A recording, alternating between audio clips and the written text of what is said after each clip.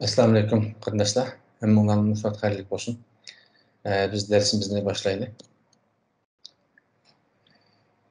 Biz kaç gün, üçüncü günde şu table'larını ve tizimliklerini öğrendik, ama cetvellerini. Bugün HTML'ninki ahir günge doğru kıldı. Bugün HTML'ni tüketimiz. HTML'ni tüketip aldığımız hafta derste biz CSS tüketimiz. Şunun için ahırda kalan şu ramklarını bir neçik kampga ayırba HTML'nin şunu tüketesek mühim bu kısımda tükkan buldu. Kalan yerlerini tedrici günü basanlar buldu. Biz hem size 4. günde isimlerini koyup yine okşar şekilde başlayalım. 4. günde de bunun içine bir tal HTML'nin içi varandığını ki input değil. Çünkü İngilizce ramklan input değil. Input'unu açkandığım ki Torköy güçtemen. Şu HTML'nin içi olaya yani. İçi olip bir taraftan kıran işlerini körep mamısak bulmaydı. Ma şekilde. Endi ramka degenimiz Uygurcha ramka deb atılıp ketken input desek boldu. Buniki türleri, her xil türleri var. Özü okşaş, lekin işleş şekli okşamaydigan, prensipleri okşamaydigan dendi. Hamda şundaq düşünsanlar boldu. Onun için bize okşaş şekilde başka taglarga okşaş şu şekilde açımız input dedik. Input degenden keyin hata yazdım, keçir onu. Input degenden keyin azır saklap ma oranga assam qarasаңlar bir tal ramka görende xat yazgan. Sen çoğun ettim. Bunu input deb bu şekilde koyup koysak fakat otomatik özü şu xat yazgan ma şekilde çıkarıp berdi. Misal degenge okşaş yazdık hamda. Bununki qo'shimcha xaslıkları var. Biz açlarını hamini normal kirgizip tanışıp koymasak biz paydalanmayız. Fakat input'ta bunu biz koysak ma şekilde.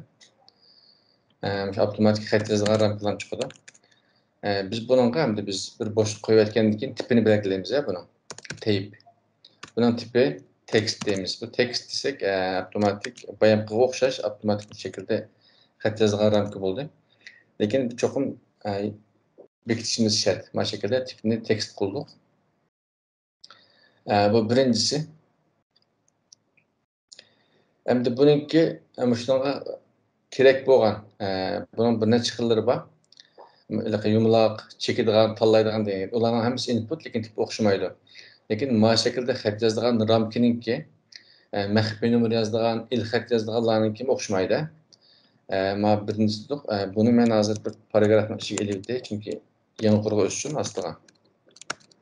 Endi ikkinchi bir paragrafni ochgandan keyin ptgning ichiga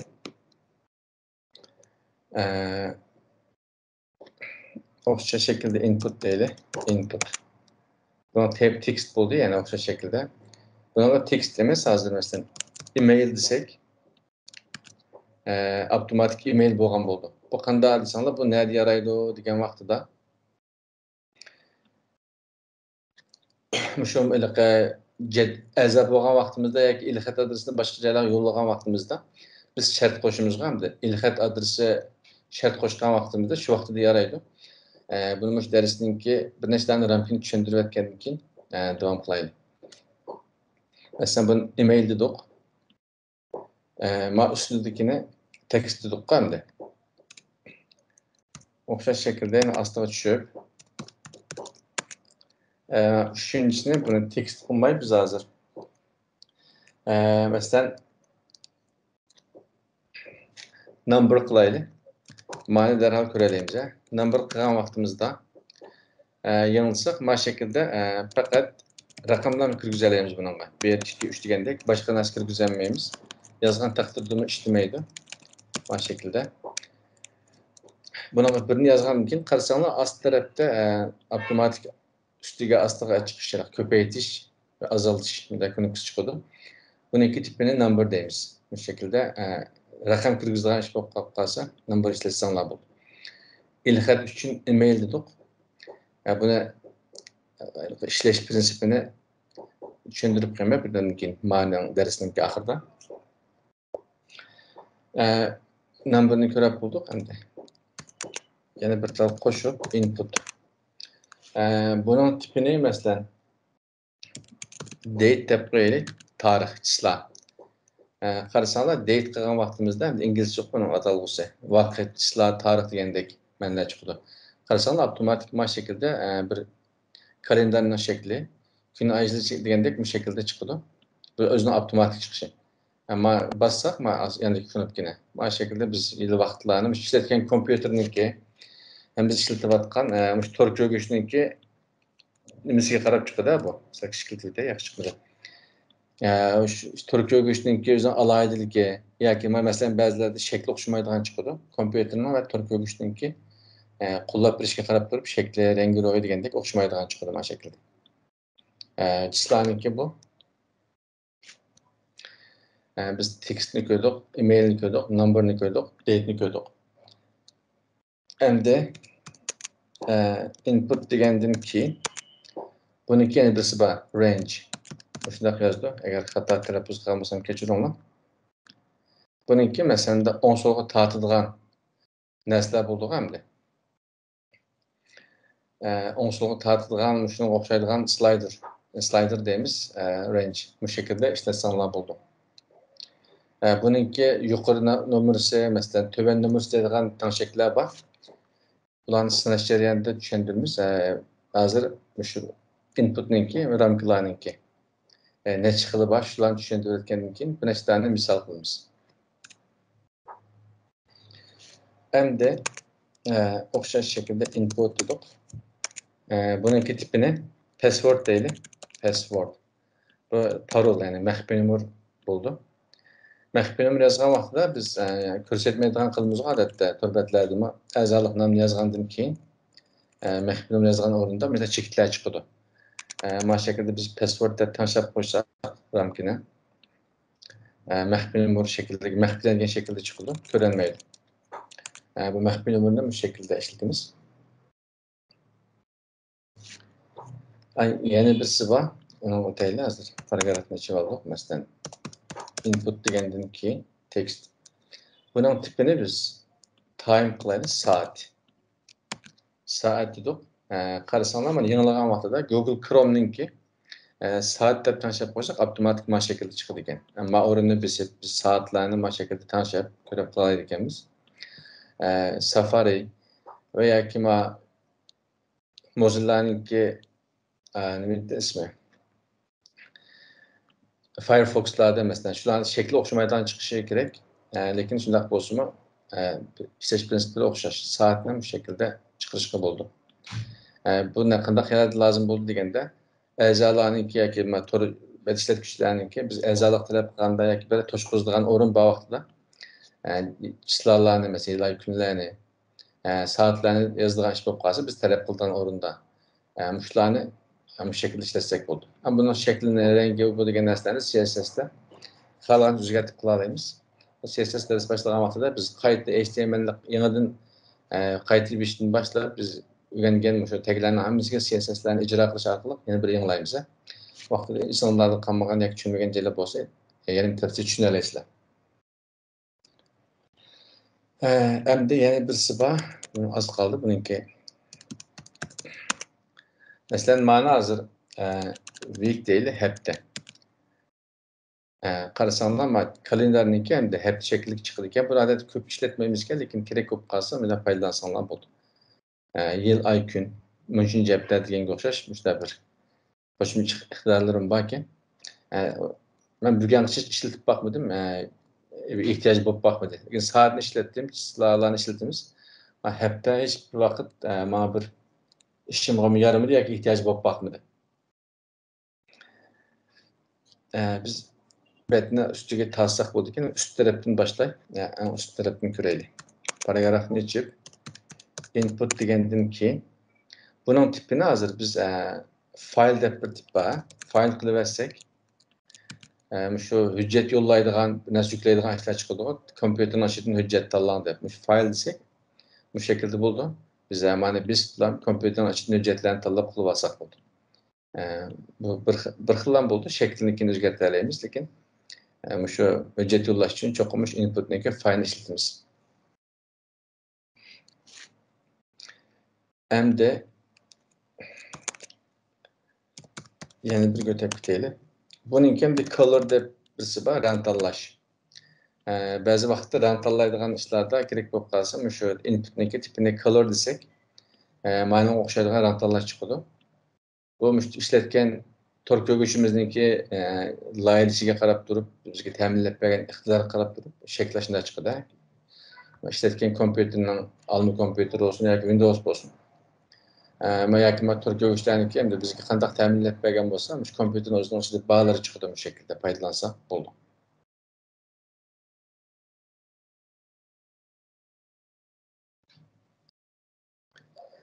Yana birisi bor, bu programchilarga lozim bo'ldi, shuni tushuntirib qo'yay.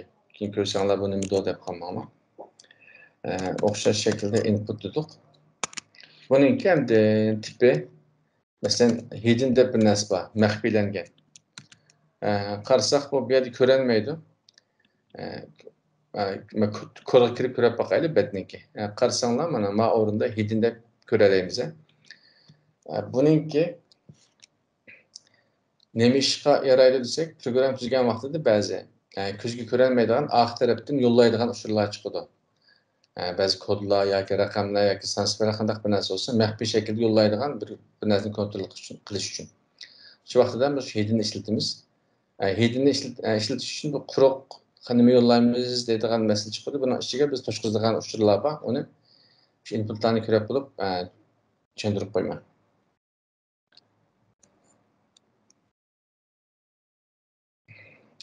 Yana bizga o'tib ketaylik. Input dedik. Buni paragrafni ichiga ilayotgandan keyin input dedik. Buning ham image deb birisi bor. Bu odatda o'zida ta'minlaylik. Lekin men bugun ishlatib boqmadim, hech ehtiyoj bo'lib boqmadi.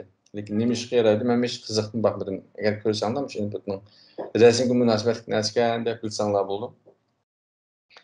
Lekin men bugungacha shu 20 yil jarayonida ishlatib boqmadim, ehtiyoj bo'lib boqmadi bunga. Buni so'zlab o'tay.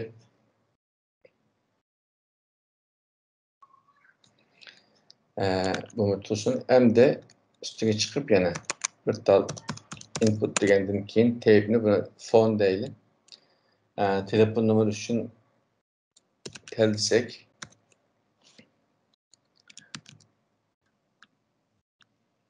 geçen ama resim turu aldı.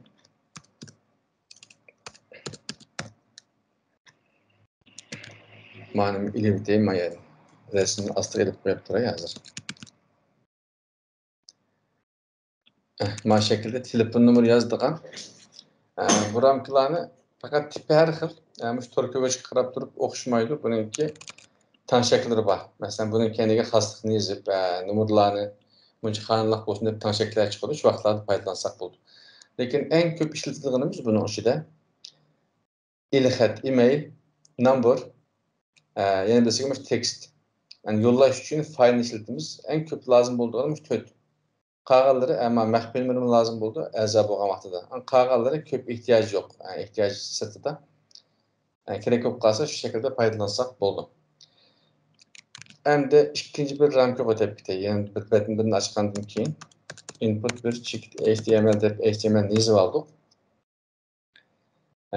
HTML yozib oldik. Endi men o'rindan men betning açay tor ko'rishning input bir check HTML. Buni ochgandan keyin yani biz bir tal ramkaga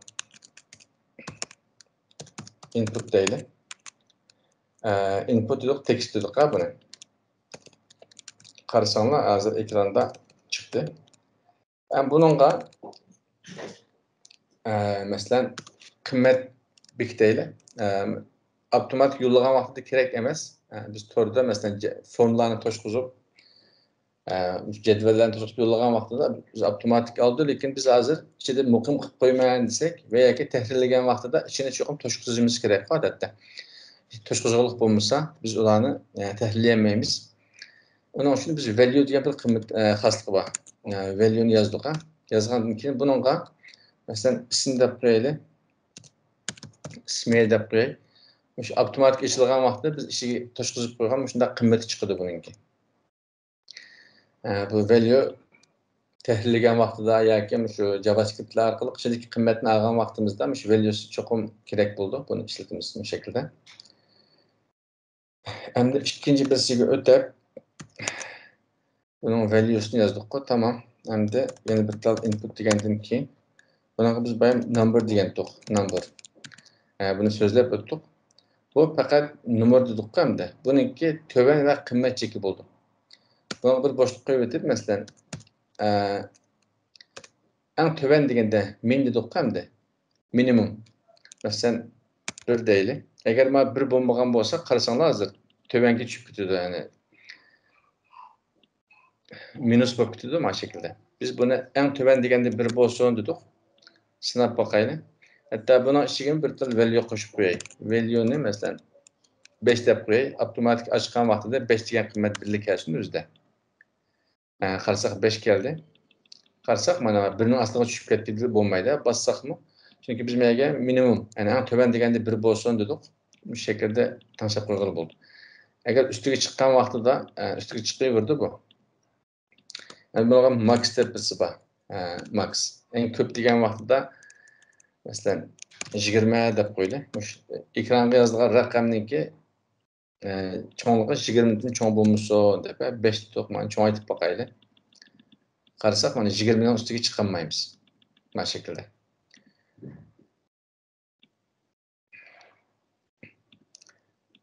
Endi yana birisini sınaylı input depini yazgandan keyin buniki text tree versin value dedik ha. Value yoki bunaqa value yazmayli hozir. Masalan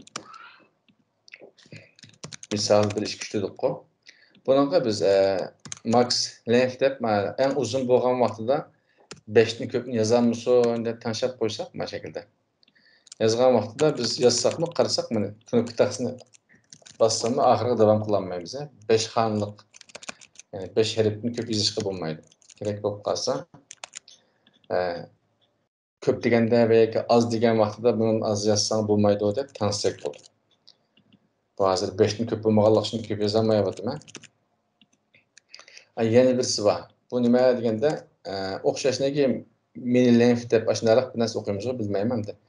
Buni 2, 3 yoki 5 xonlikni to'g'ri bosib bo'lmaydi deb tanishishga bo'ldi. Bu shaklda ishlasak bo'ldi. Endi buni hozir so'zlashga to'g'ri kelib qoldi. Bayan biz emailni so'zlab o'tdik. Endi mayada max va eng yuqori bo'lgan va to'g'ri bo'lgan cheklimini qo'ydik endi. Buni biz qanday ishlatamiz degan vaqtda inputninki yana birini tushuntirib davom qilay. Masalan, buni input dedik. Bununki endi tipini submit deymiz. Submit. Yoki buton desak bo'ldi. Bu bir knopka. Çoxum biz bu knopkani basgan vaqtida biz ma'lumotlarni kontrol qilishimiz kerak. Bunun to'van cheklimisi ma'lum, yuqori cheklimisi ma'lum deb ko'rib turib biz boshqalarga uchur yo'llaganda yoki buni saqlagan vaqtimizda sandangan do'konda. Çoxum shuni kontrol qilishimiz kerak. Shuning uchun kechiring, bir knopka lozim bo'ldi. Biz mana submit degan xatni value orqali o'zgartira olamiz. Value saqlash deydi. Mana shaklda yanılsam saqlash deydi. Mana knopka buni bosadigan chiqadi endi. Buni besish uchun odatda shu jadvallarni to'shqizib yo'llagan vaqtda HTML'dagi form deydigan bir tal tag bor. Biz uni ishlatishimiz kerak. Masalan, buni yozdik. Form dedik hozir. Action degan narsalar bor. Buningki ichilish nuqtasi bor, tugash nuqtasi bor. Yana birisiga inputlarning eng oxiridagi slash bir tal slash qo'yib qo'ysanglar bo'ldi. Buni talab qiladi. Hozir Turkiya ishlat talab ilg'alishib ketganligi uchun ham qisqa yozganlik uchun kodlarni imkon bor ishlatmasak bo'ldi. Qo'ysak bo'ldi, qo'ymasak bo'ldi, majbur emas. Uni boshqa suratlarda ko'rsanglar, ajab ma'noda bor ekan, biz o'rganganda yo'q ekan deb qilishinglar mumkin. İxtiyor. Biz endi formni mayda ochdik hozir. Üst tarafda ochdik, ost tarafda taqib etdik, shundaymi? Biz ma ustidagi endi ikki tane ilib formni ichiga olaylik. Shuni ichiga olgan vaqtimizda action. Buni agar sizlar shuni knopkani bosgan vaqtida Bunu mesela PHP'ye o'xshash yoki programlama tilini o'rgangan vaqtida kerak bo'ldi bu. Biz hozir shuniki ishidagi xaslikni tushundirish uchun buni so'zlashga majbur bo'ldik. Shunga o'tilib keldi. Shu vaqtida biz ishlatmoqchi bo'lgan kodninki hujjatning ismini, adresini yozamiz yoki o'xshash o'rinda bo'lib qolsa yozmasak ham bo'ldi. Buni hozir saqlab oldik. Saqlagandan keyin buni bassaq, qarasangiz bir bet yanılandi. Hozir yanılib avtomatik kichkinib ketdi. Bunu basgan vaqtimizda cho'qim biz shuning ishidagi qimmatlarni biz belgilab bergan o'ringa yo'llaymiz. Shu vaqt kerak bo'ldi. Endi qarasak hozir men saqlashlik uch tarafda eng cho'ng bo'lganda 10 dedik, shunami? Tuvan bo'lganda 1 dedik yoki men 5 deyli. Biz buningga endi cho'qim bir tal xosni o'shirishimiz kerak. Bu nima desanglar, required, ya'ni talab qilindi dedik, ham talab qildiganga. Shuni yozib bunu quruq qo'ygan vaqtimizda basamaymiz. Qarasanglar, men asti tarafda tor ko'gashning o'zining xasligi bu. İqtidarı, o'rinni to'shqizon deb. Bu qaysi tilda bo'lib qolsa ishlatgan tor ko'gach. Men hozir ingliz chiqashliq. İngilis chiqdi. Uyg'urcha bo'lsa uyg'urcha chiqish kerak, arabcha bo'lsa arabcha deganga o'xshash chiqdi. Bu o'rinni cho'qim to'shqizon deb turgandim. Masalan, men to'shqizdim hozir. 2 yozdim. Saqlagan vaqtimda qarasanglar yana uchir chiqdi asti tarafdan. Töven degan vaqtida cho'qim 5 ni yazsangiz kerak deb. Biz chunki muqimdab qo'ydik, buni bekitib qo'ydik. 5 dan töven bo'z bo'lmaydi, 10 dan yuqori bo'z bo'lmaydi deb. Masalan 6 degan vaqtimda bassaq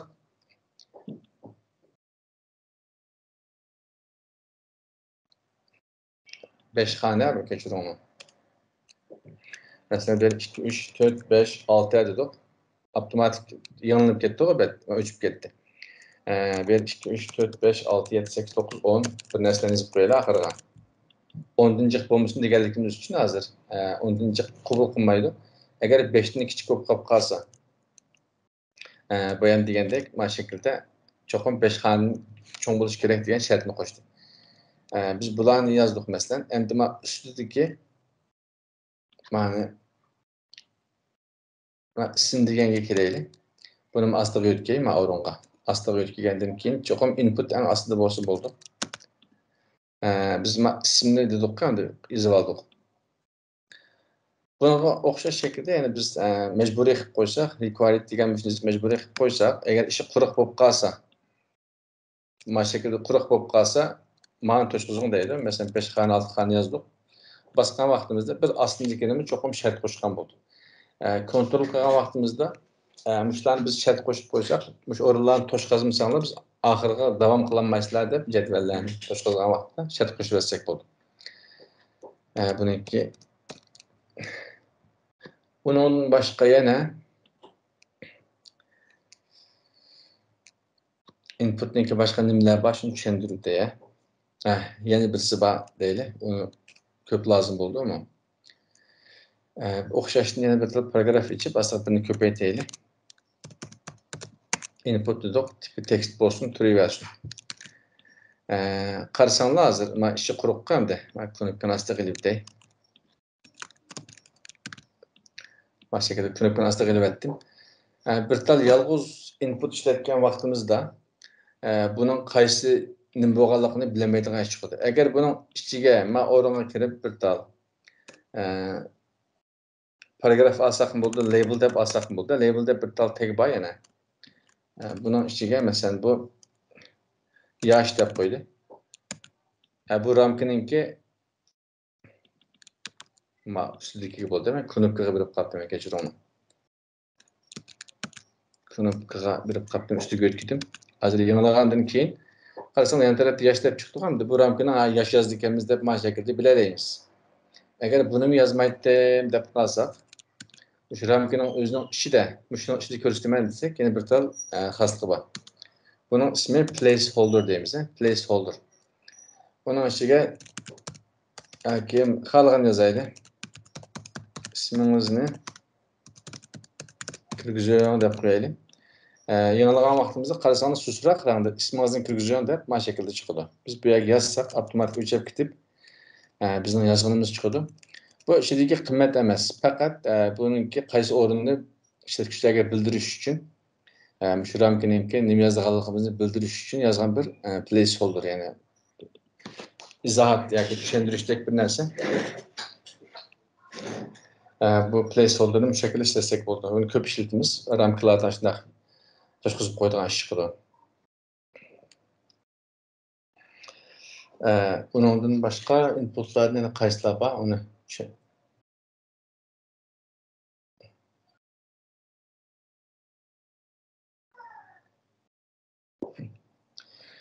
program tilleri kod öğrengen vaqtinglarda bu formningki xaslari bor. Ashlarni o'rgansanlar bo'ldi. Hozir ehtiyoj bo'lmaganligini so'zlab o'tmayman.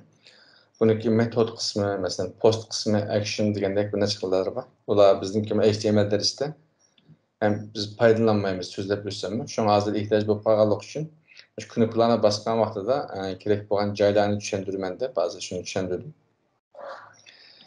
Endi biz input 3 ga o'tib ketaylik, ikkinchi, uchinchi hujjatga. Geçecek HTML.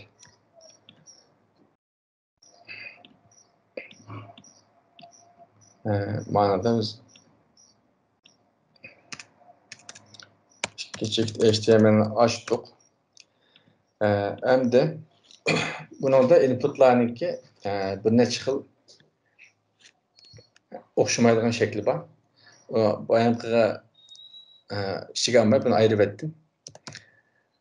Bu hem de mesela oxşaş paragrafını işiga alaylı. Input dedik. Input degandan keyin ma'lum aslında elbette azadroq tursun.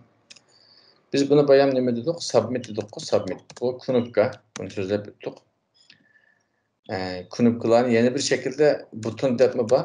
Buni mana şekilde buton deb buton foydalansak mı bo'ldi? Lekin ko'pincha submit ishlatamiz. Bu narsa yo'llashga knopka kerak bo'lib qolsa, shu formlarni to'shqazgan vaqtida jadvallarni submit ishlatamiz, knopka inputni ishlatamiz. Buton endi ingliz knopka degan gap bu. Bularning tipini belgilaymiz mana şekilde. Type mesela submit buton deganga o'xshash. Ehtiyoj qarab ishlasanlar bo'ldi. Hozir bizningki darsimiz inputni hozirgi. Buningda endi buni ishib o'tgandan keyin submitni tushuntirdik. Bu radio deb bir narsa bor, radio. Betni yo'g'imtay. Qarasanglar yumaloq chekib chiqdi u. Buning ustiga masalan mayaga bir tal H5 cinsi deb qo'yaylik. Cinsi dedik. Bununla R dedik shundaymi? Bir tal bərədən birini qoyub etkendim ki, bunun astığı mən köpəytib, ayal deb qo'yaydı. Ayal. Adətdə qarısanlar mana to'shqazgan vaqtimizda cinsi so'raydigan, yoki shunga o'xshaydigan tanlashlarni so'raydi. Qarısanlar mana şekilde basımız hamda. Buningki chunki yana bir tal izib qo'yaylik. Mana köpəytib elib ba'zi so'rbatlarda bor, noma'lum, bildirgisi kelmaydigan ish bo'lib qolsa. Men noma'lum deb qo'yay, noma'lum. Mana şekilde 3 tal qildik. Cho'qim buningki bir tal tanlash huquqimiz bo'ldi odatda. Men tanlayolmaymiz. Hozir qarasanlar mana 3 list tanlandik, hamda bu bir xato. Buningki tanlash uchun cho'qim buningga bir xos belgilaymiz. Name ism dedik, hamda buningga biz jinsi deb bir ism qo'yamiz. Uchchilisinikiga o'xshash bo'lishi kerak bu shaklda. Chunki ism qarab kontrol qildi. Bunun tipini radio dedik. Bunun ismi ma inputninki jumla tanlash shaklilik. Radio ismi şu. Bunun xosliqqa biz mesela ismi o'xshash bo'lishi kerak ham bizninki. Saqlagandan keyin sinayli. Mesela man taldik. İkincisini tanlagan vaqtimizda qarasanlar avtomatik o'chib ketdi. Uchinchi tanlagan vaqtimizda shu. Qaysini tanlasak, tanlaganimiz tanlangan bo'ldi, qolgani tanlanmagan bo'ldi. Bunu bir isim bilan kontrol qildi. Endi mesela betni yangi ochgan vaqtimizda, tunjiqdan kelgan vaqtida bu tanlash kelmay, shunday quruq keldi hamda biz bir talni muqim deb qo'yamiz ba'zi vaqtlarda. Bir talni muqim deb qo'ydigan ish bo'lib qolsa, buni red tartibi yo'q, qarindoshlar, buni bilib olinglar. Mesela name'ni bir şey yazsak mı bo'ldi, tipini oxiriga yazsak mı bo'ldi, ixtiyor. Mesela vaqtida bir şey yazay. Bununla check deymiz, yani tanlangan. Mesela ben birincisiga men tanlangan deb qo'ysam, Maş şekilde optimal tanlanan şekilde geldi. Ben yanılsam şu tallalıq biti geldi. Bu kısaltılgan hali bunu maş şekilde çekti. İşletilgan işlem var. Buraların arasında işletettik. Bunda işletsek mi oldu? Buna hazır hem de HTML5'te bularını parkızı bitip yalnız şekilde kılıp etti. Eğer ikinci kıtım açıkan vakti da mesela man ahırgı deydi. Naməlum dep koysam yine çek dep koysam naməlum tanlanmagan şekilde aslındaki naməlum degeni tanlanan şekilde. Bu mu? Mühim neslenin biz köp lazım oldu. Turbet yasagan vaktimizde, tallaşlarını koygan vaktimizde gerek bolgan neslenin birisi. Hem de yana bir çıkıp öpüteyim. Açtım. Input dedik. Bunu radyo dedik hem de. Bunu checkbox dediğim birisi var. Checkbox. Bir bedeni yanına verken ki karısan lazım. Türkçesi çıktı ama yumuşak şekilde. Bunun hem de üst tarafki bir tal H5 bilen izletken ki mesela kızıkışınız da böyle kızıkışınız. Bunun yan tarafki mesela bol depreyli. Bir tal aslı kurgu ötkü etkenden keyin endi kızıkışlarını soraydigan iş çıkıdı o. Bunun köpeytip astıgan mesela basketbol deydi. Spor nizip kaptı mı? Bunun hem de voleybol depreyi. Maş şekilde kızıkışınız. Endi bir adette kızıkışıp birden köp buldu o. Manın oxşaydigan cins tanlagan vaqtida yoki yalğız tanlaydigan ishda çoqum inputninki tipi radyo buldu. Bir tanlam tanlay alaymiz maş şekilde. Kızıkışıp birden köp buldu insanların adette. Şununla oxşagan checkbox işletsek birden köp tanlay alaymiz maş şekilde bir çıkke degende. Biz yollagan vaqtida tanlaganlarımızı yollaymiz. Tanlamaganlarımız yollanmaydı. Biz bununla bayanqa oxşaş, mesela iki tallalıq kelsin desek, yani check deb isim koyup, tallab koyuyoruz ya, maş şekilde check tutup. Birinci ve üçüncüsünü tallab koyaylı. Qarasanglar maş şekilde tallanğan biti geldi. Bunaqa oxşaş çoxum isim birimiz arkadaşlar biliyor onu. Name degenden keyin bu isim ixtiyari, lekin latin harfleriyle yazsanlar bo'ldi, tercihimiz. Buni program tili o'tgan vaqtida yaxshi tushunasizlar. Lekin müşterilerinin o'ziniki xosliklardan birisi. İngilizce properties deb ataydi yoki attributes deb ataydi ekan. Yani şu inputlarniki bununla mesela nima deyli, qiziqish deb qo'yaylik. Xalqqa ism qo'ysanglar bo'ldi. Yoki hobby deb qo'yaylik inglizcha. Cho'qim hammasi o'xshash bo'lishi kerak. Bu şekilde.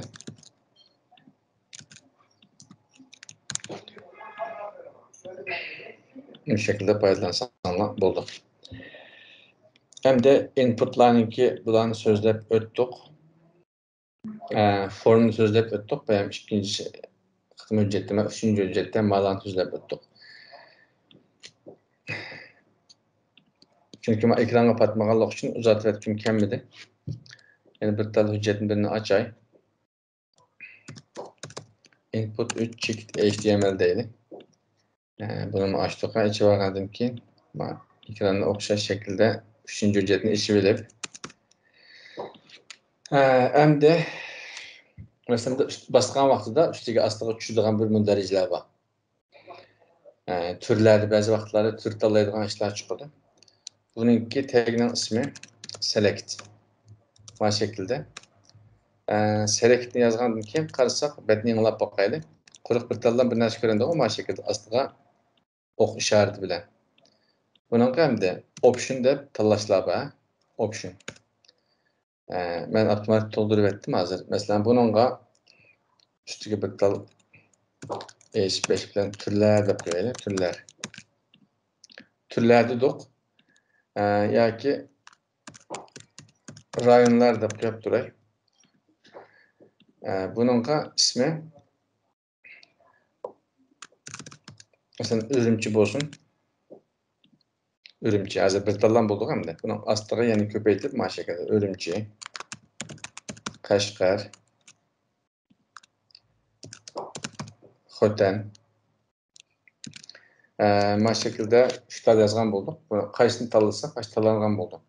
Biz bununla value'suga o'xshash şekilde isim bersanlar buldu. Yoki sandan tartib ishlatgan vaqtida, boshqa program tillariga o'tgan vaqtda tushunalaysizlar. 1, mesela 2, 3 deganga o'xshash sandanda o'ziga raqamlar bo'ldi. Agar qo'lomda yozadi, avtomatik qilmaydi desanlar, mana şekilde bununla bir value'sini yazishimiz lazım. Bu value'sini yazmasak qimmatini biz bayamqi darsimizni ko'rgan, ya'ni knopkani bosgan vaqtimizda form degan tagni ishlatgan vaqtimizda mush qimmati bor edi qarshi tarafga. Shuning uchun cho'qim shuni tanlashimiz kerak.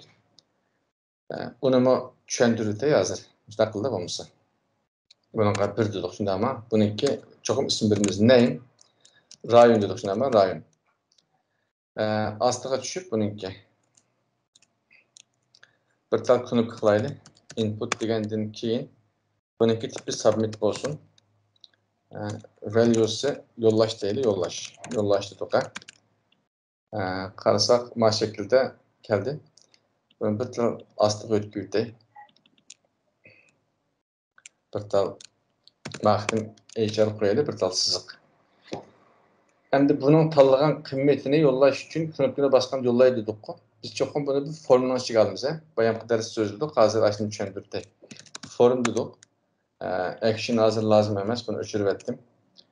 Ma formni kesib, en oxirgi chopildi men. Men shu bosgan knopkacha shu ramkalar cho'qim formning ichida bo'lishi kerak.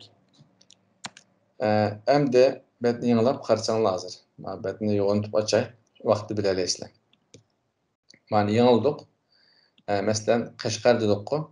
Yollashni bosgan vaqtimda qarasanglar men adres yozilgan mana o'ringa. Betning oxirgi savol belgisi bilan masalan rayon dedik-ku, ism ikkinchi rayonni tanlabsiz degan bo'ldi mana. Biz çünkü biz ikkini tanladik bayam. Hozir ma'nodan 3ni tanlasak, yollagan vaqtida qarasanglar 3-chi rayon. Bunun o'xshash yana bir tal qo'shaylik masalan. Input dedik. Type text. Shundaymi? Bunaqa name deylik. Bunaqa ismini bergandan keyin ism deydi. Bunaqa ism. Buni endi ostiga o'tkazgandan keyin hozir bir tal ramka bo'ldi. Qarasanglar buni sal cho'ngaytay. Bir tal ramka, bir tal rayon tanlash bo'ldi. Yana bir tal izletib, mana ismi telefon deylik. Mana ismiga telefon bo'lib qolsin. Telefon nomeri mana şekilde. Ben yanılgandan keyin yollashni bossam hozir. Qarasanglar masalan ismga quruq keldi-ku hamda quruq yo'llandi. Telefonga quruq yo'llandi, bir narsa yo'q. Rayonga 2. Ustidagi bitta ism. Masalan Mehmet deylik. Ast tarafdagi telefon nomeri. 1 2 3 4 5 6 deylik. Rayonga xotanini tanlaylik masalan.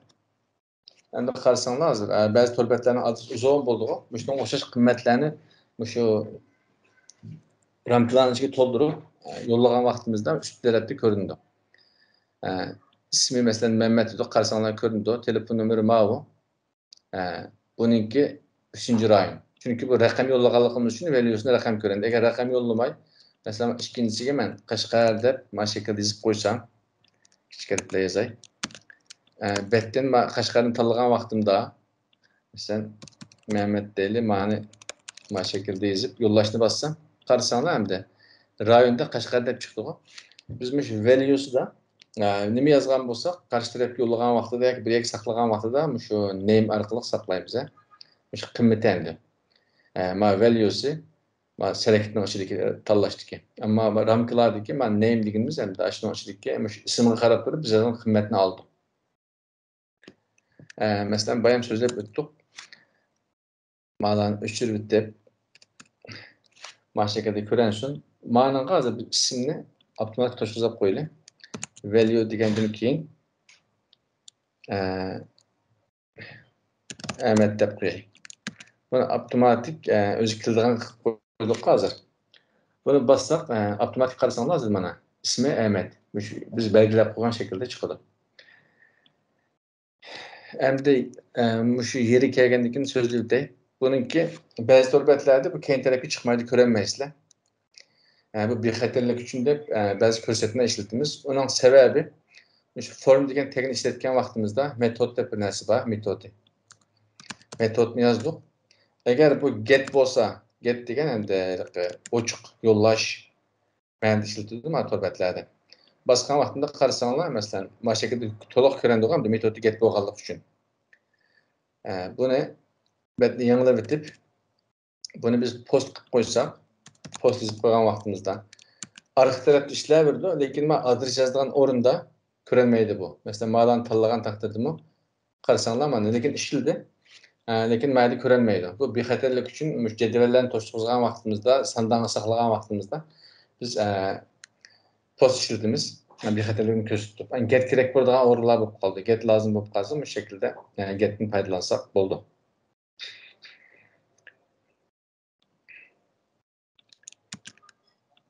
Endi törtüncüsüge bir daha törtüncü cetvelini kurup input 4 çekti HTML degenden keyin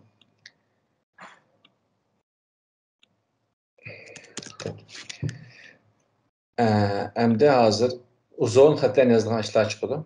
Onu inputda qılanmayımız. Mesela input dedik, bayanqıdək text dedik. Mana hazır. Şu aytayım. Bu bir kurulan çıktı bu ma şekilde. Bir xil xət yazışı boldu. Yani uzun xət yazılğanda başqa bir element işletimizə təqdim. Bununki ismi text area. Text area deb işletimiz. Bununki avtomatik türkçə bəygən vaxtında bir monca nəslər çıxdı. Bunu hazır bir sınab ötəyli. Mesela ismi dedik. Biz isimli bayam sınab ötdük. Şu knopkunu basqan vaxtında qiymetli bir şeyden alıyorduk. Bunu hazır ötürüb deyil. Bu ID'sini program tüzgən vaxtında CSS işletken vaxtında lazım oldu. Bu ixtiyar ID yazsaq mı oldu hazır. Yazımsaq mı oldu, ilib etdim. Bunu saxlayan vaxtımda qarsanlar mana uzun bir nəs çıxdı. Ramkinin birisi çıxdı. Bununla bu şekilde 4 qurluq yazışı oldu. İxtiyar. Bununki bir çeklimiz yok. Hem de mesela calls ve rows deb bir nəs var. Mesela mən bir dəb qoysam qarsanlar hazır kənlikdən bolduq hem de. Mən egizlikini 5. Bu şekilde tanışıqını buldum. Lakin sizler görülen örnek misallarda belki torlarını görürsenler, bunları işletmeyen şeklini görürsenler, adetli bu şekilde buldu. Biz bunun içine lorem yazıp bu şekilde uzun çıktık hem de küçük çoğun. Çünkü biz bayan calls ve rows diyen xaslığını ilvettik. Çünkü biz CSS'de biz xalığanca bunun etrafını, girveklerini tanışıp, çoğunçilikini tanışıp, ranglarını tanışıp, çıraylık kılımız. Şuna bunu yazısının hacet yok. Eğer CSS işletmeyle adilan lazım bulup kalsa bu şekilde işletsanlar buldu. Mesela ben 10 dakika egizlik bu şekilde paydalansanlar buldu. Lakin biz CSS'e başlaganda bularını yazmayız. Fakat CSS bilen kanlikini, talıqını bilgen nəslərini tanışayımız. Bununla oxşaş yine max ve mini degen dinleri var. En köp degende, az degende münçilik yazmışsındır. Tanışaydığan bizim xaslıqları var. İhtiyaç qarab durub işletsanlar boldu.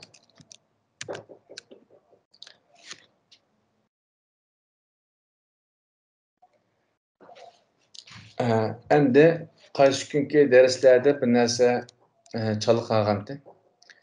Ulanma bir dağım bir narsa çalıq qalğandı. Açdım müşterisini aşıya qusturub ötey. iframe'de bir narsamiz var. Mesela tag iframe deyili. Bu şekilde. Bu nima desek, bir tal iframe ramkada bir narsa bu. Ramkadan da ikki eliq bir tal ko'znakdek bir narsa. Mush betning ichiga sirtqi betlardan yasalgan betlar yoki boshqa tur betlarni mush betning o'tirg'i biriga qistirman desak, o şekilde foydalanamiz. Uni hozir sinab boqaylik beraber.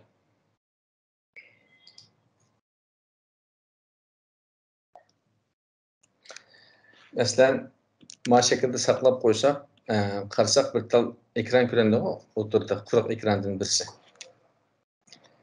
Bununla biz bir tal torbetni ekelsak bo'ldi. O'xshash şekilde ama rasmni so'zlab o'tgan SRC deb, source deydik hamda source. Bununla mesela HTTP degandan keyin Uyg'ur chekitlar ma torbet mushtan ichida ko'rinso deb sinab boqaylik. Adresini xato yozmagan bo'lsam, qarasanglar mana ma torbetninki yanıfını cheklab avtomatik ma ekranda ko'rindi. Bəzi vaxtlarda betning kiçik bir orunğa başqa betlərninki yoki qo'shimcha o'xshagan ayrim bir narsa ko'rinishida chiqara olamiz. Bunun girbeklerini, cho'ng kichikliklarni biz CSS bilan tanishtiramiz va o'z bilan tanishsak bo'ldi. Ma'noga 100% qilib qo'ysam, betninki cho'ngligi mana shu shaklda 100% chiqqan bo'ldi. Egizlikni tanishtiramiz. Xohlagan betlarni bu shaklda ichiga qistirib olsanglar bo'ldi.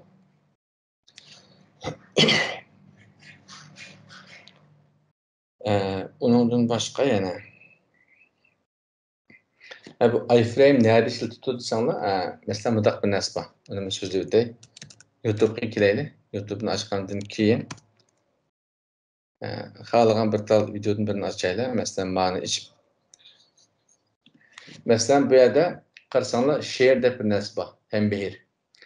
Buni bosgan vaqtida nurg'un narsalar bor. Qarasanglar mana embed deb bir tal narsa bor.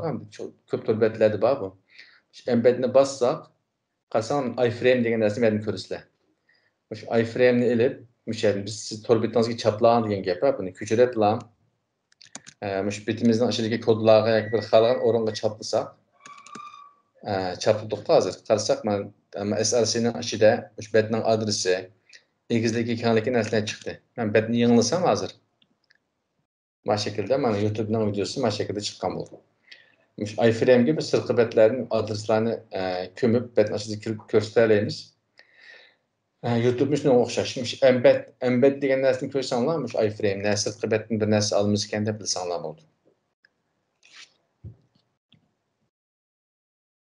Hamda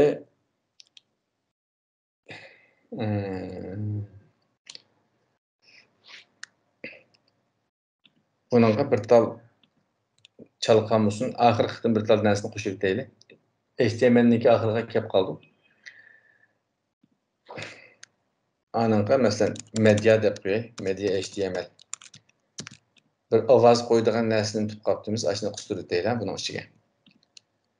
Ana ochgandan keyin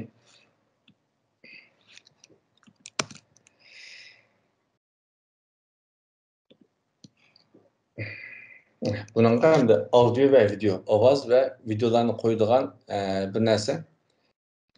Ben yangi kompüterning bir ovoz vujud yo'li bor. Men kompüterning ichida ovoz yoki so'zli bir narsalar yo'q. Shunga qisqa bir vaqt saqlab turishinglarni talab qilaman.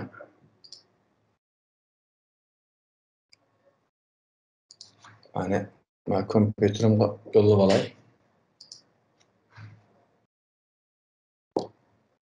Mana yo'llab oldim. Endi bir tal qisqa bir video topib olsam kompüterdan video yo'llab olsamdan bo'ldi.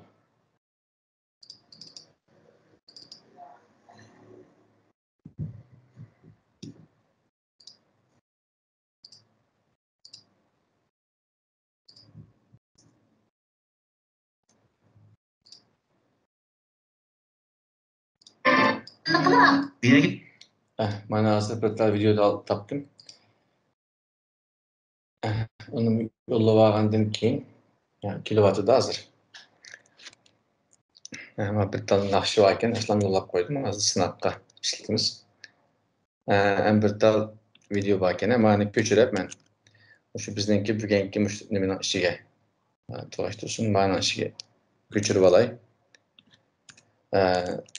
Film deylik, mana yoki kino deb qo'yay. Bir tal yerdan saqlanib qoldi. Mana naqsha deb qo'yaylik. İki tal hujjat bo'ldi. Buni torbetning bir aqlam adresini bersak bo'ldi. Lekin men o'xshash o'rni bo'lganligi uchun tezroq bo'lsin deb o'sha ko'chirib qo'ydim hozir.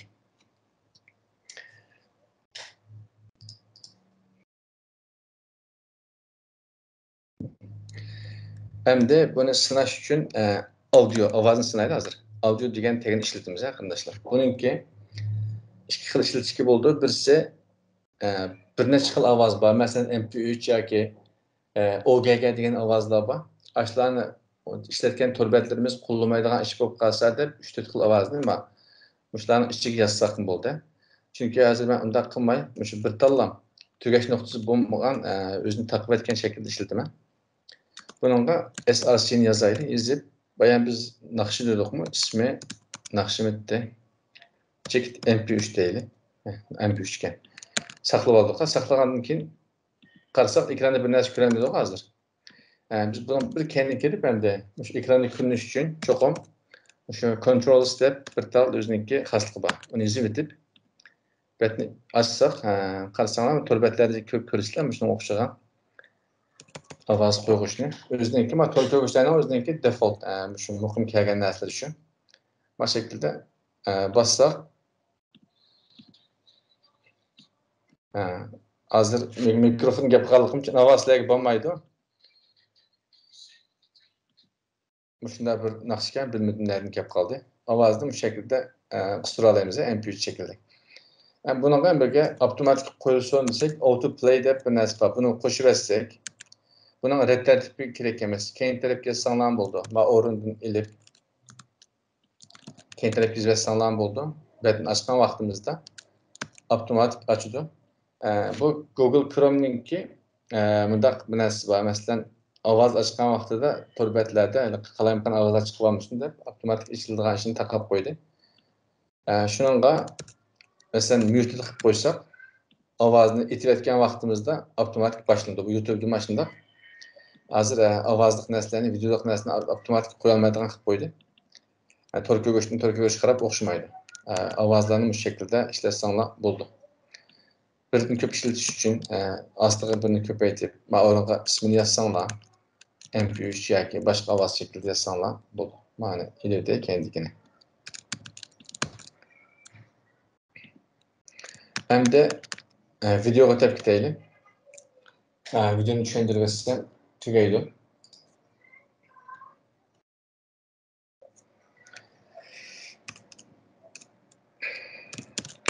Video dedik. Qarasanglar o'xshash shaklda buni mana shaklda ishlatsak bo'ldi, lekin keyin tarafga masalan bayam degandek MP3 yoki bir necha xilni bor hamda MP4 yoki OGG deganga o'xshash ovozga o'xshash biz videoni mana shaklda ishlataylik. Yolg'izlik emas, ko'plik shaklda. Mana ochdik. Buning ichiga hamda source deydigan bir narsa bor. Biz chunki mana qisqartirilgan shakli src, mana to'liq shakli. Biz buning ichiga src'ni yozgandan keyin kino deb qo'yib qo'ydik. Bu ham kino MP4 hujjatning tipi. Betni anglab boqaylik, bir narsa ko'rinadi. Qarasak bir narsa ko'rolmadi. Bunga biz kenglik beraylik ma'noga. Masalan, biz kenglik berayotgandan keyin 320 egizlikini 240 qilib bir kenglik berib qo'yib, qilsak yana ko'rolmadi. Endi biz keniga oxirga control'ini qo'yib etsak, yana ko'rolmadi. Buning sababi hozir sinirdalar. Buning masalan tipini yozgandan keyin bu sel avarchilik mana shaklda video. Buning MP4 hujjatning tipi MP4. Anglab boqaylik, yana ko'rolmadi.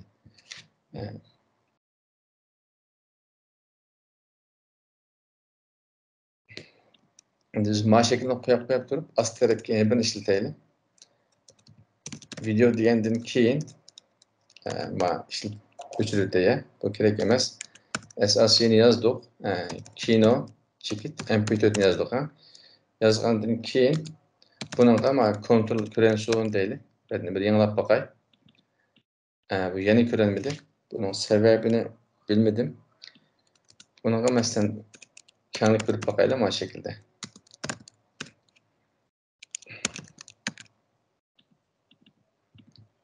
Ovozni bir ilertaymaydi. Mana shu tarafdagi ovozning masalasiga ba'zi vaqtlarda shunga o'xshagan ovozliqlar chiqadi. Hozir biz ikkiga yozganligimiz uchun qarasanglar, hozir ikkilarda ko'rindi hamda. Ustidagi agar boshqa bir formatda bo'lib qolsa, to'rbatlarni to'rtko'ch qo'llaydigan mana shaklda keyin tarafga masalan OGG hujjatning tipi MP4 emas, qo'llaydigan boshqa formatlar bo'lib qolsa, bu shaklda uzun yozsak bo'ldi. İxtiyar. Endi biz bir quruqliklar o'tib ketaylik hozir. Masalan, chiqdi olmaydi. Mana bosdik. Qarasanglar hozir qo'ydi. Endi o'xshash shaklda bunda auto play deydigan bir narsalar bor. Avtomatik qo'ysin deb. Bu ham degandek Google Chrome shuni qo'llamaydigan qilib qo'ydi, avtomatik boshlatolmaydi. Adresini yozdik. MP3 hücretler bu kalsa bu şekilde çıkarırsanlar buldu. Yani bununki bir tal bir nes badek diye karab bakay. Cover mı yoki foto mu bir nes bo'ldig'ini. Cover bo'lishi kerak. Agar xato esimda qolmagan bo'lsa.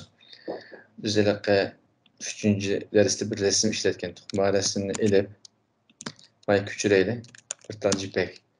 Bu rasmni yozdik. Agar xato esimda qolmagan bo'lsa, chiqishi kerak. Bundaq emas ekan. Chunki video chiqishdan burun, ekranda video bo'lmay qolsa, kirishdan burun bir rasm tanishib bergili bo'ldi. Ash rasm ko'ranson deb. Onu ko'rolmadi hozir. Sababini bilmadim, qarab boqay. Kechiringlar. Cover emas ekan, maniki. Boshqa tillarda shunda ishlatilgan o'rinlar bo'lg'achqa men unutib qoldim. Poster. Mana shu shaklda poster deb bekitib qo'ysak, biz belgilab bergan rasm ko'rinib turadigan. Biz qo'yishni bosgan vaqtimizda boshlitilgan. İşte bir xasligi bor. Poster ekan, unutib qoldim, kechiringlar. HTML'ning darslarimiz mishada oxirlashtirildi. Ehtiyojimiz bo'lgan, kerak bo'lgan narsalarni faqat tushuntirib o'tdik. O'rganish jarayonida, takrorlash jarayonida o'zinglar qarab o'rgansanglar bo'ldi. So'raydigan savollar bo'lsa so'ranglar. Darsga munosabatlik. Mishada HTML darsimiz oxirlashsin. İnşallah kelardan boshlab CSS darsiga o'tib ketamiz.